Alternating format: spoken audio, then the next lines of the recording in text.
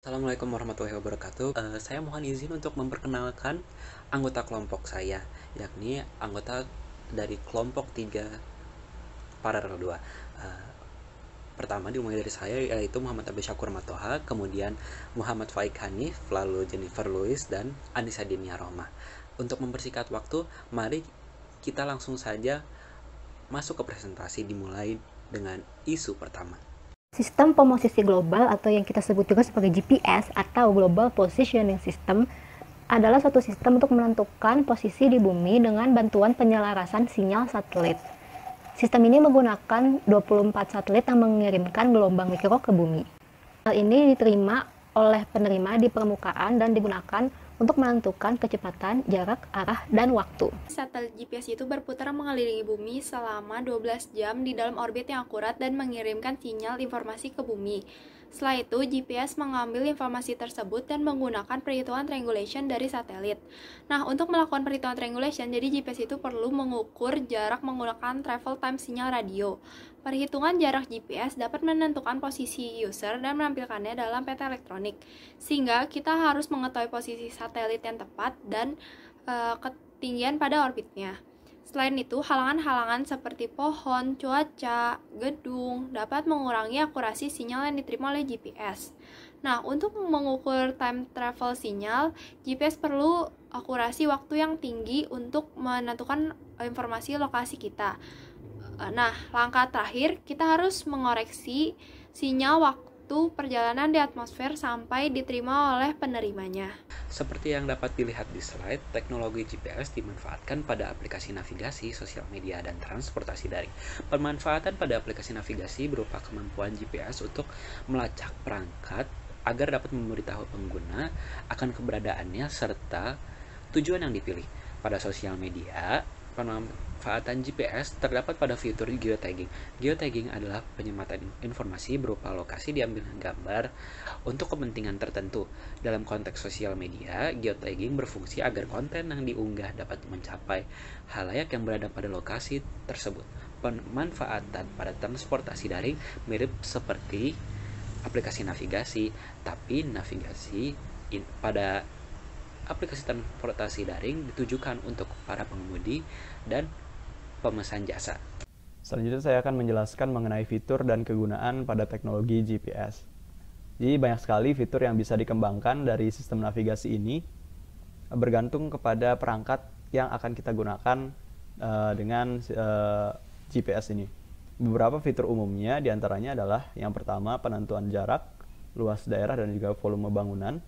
Di sini jelas ya karena terdapat 3 sumbu yang bekerja pada sistem navigasi berupa X, Y, dan juga Z. Kemudian yang kedua adalah menentukan lokasi.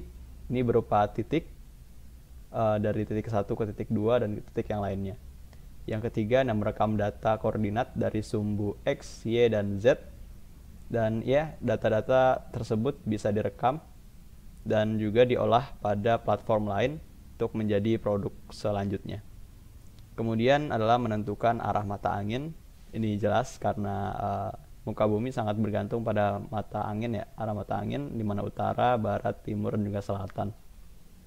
Dan juga banyak fitur umum lainnya yang bisa kita kaji lagi.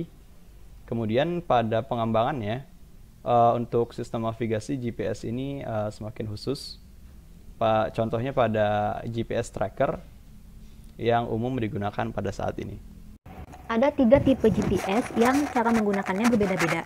Yang pertama yaitu ada GPS tipe navigasi yang ketelitiannya hanya mencapai 3-6 meter saja.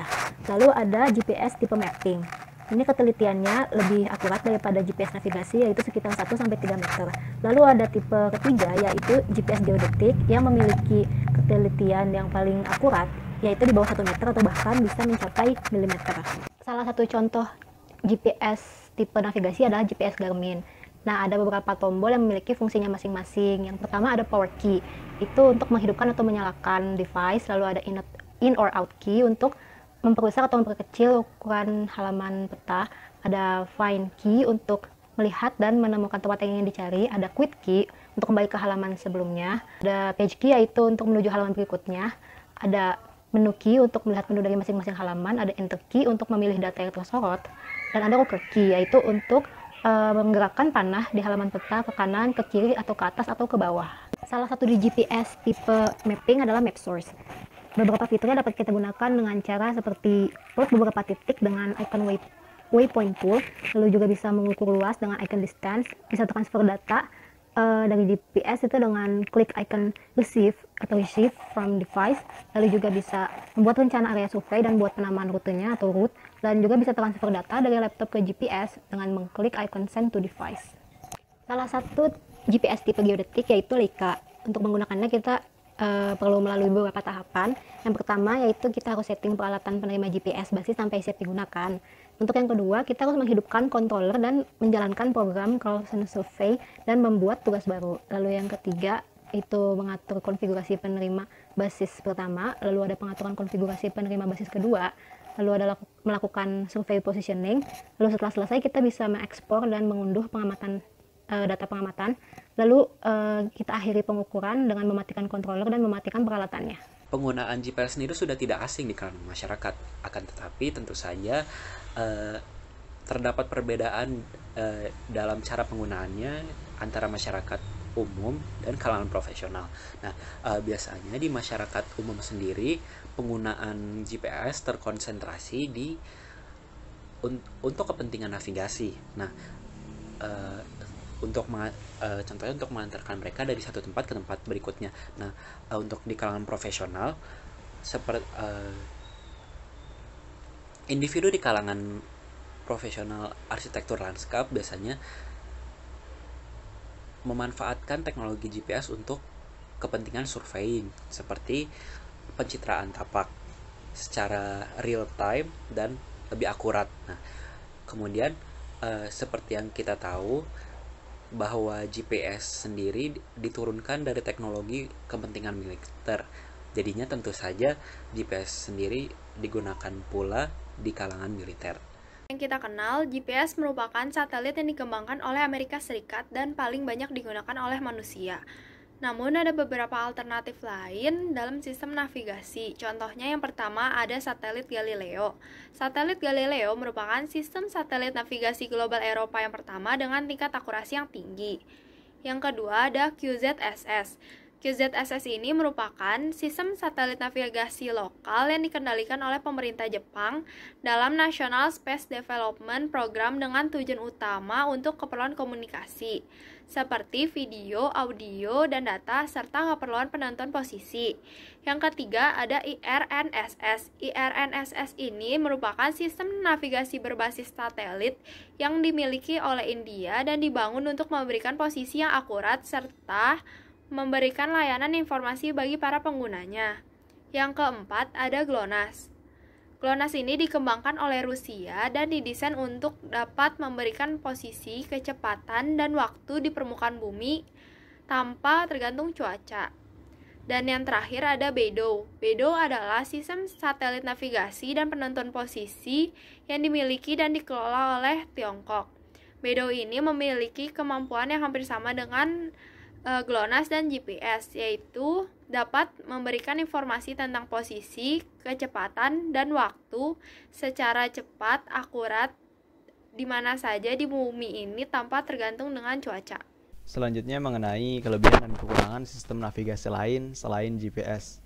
Yang pertama mengenai akurasi pemosisian. Untuk GLONASS memiliki akurasi 2,8 hingga 7,38 meter. Untuk BeiDou sendiri terdapat beberapa sumber. Sumber pertama menyebutkan bahwa tingkat akurasinya mencapai 2,34 untuk pemakaian publik, sedangkan sumber lainnya menyebutkan bahwa untuk penggunaan publik akurasinya berkisar antara 2,6 hingga 3,6 meter. Dan untuk penggunaan militer akurasinya hingga 10 cm. Untuk Galileo memiliki tingkat akurasi di bawah 1 meter. Sumber GPS memiliki tingkat akurasi 3 meter. Kembali lagi ke Galileo, menyebutkan bahwa memiliki layanan akurasi tinggi dengan sinyal terenkripsi yang memberikan deteksi posisi hingga akurasi 20 cm. Kemudian ada jumlah satelit. Tingkat akurasi akan semakin meningkat jika perangkat yang kita gunakan mampu menerima berbagai jenis sinyal dari berbagai jenis sistem navigasi. Ini merupakan contoh penggunaan dua jenis sistem navigasi. Di sini kita menggunakan GPS dan juga GLONASS yang jika dipadukan akan mengalami penurunan tingkat kesalahan dalam akurasi. Di sini ada HDOP, PDOP, dan GDOP merupakan variasi dari kesalahan-kesalahan yang dibuat oleh sistem navigasi. Mungkin sekian presentasi dari kami. Terima kasih dan mohon maaf jika banyak kekurangan. Assalamualaikum warahmatullahi wabarakatuh dan salam sejahtera.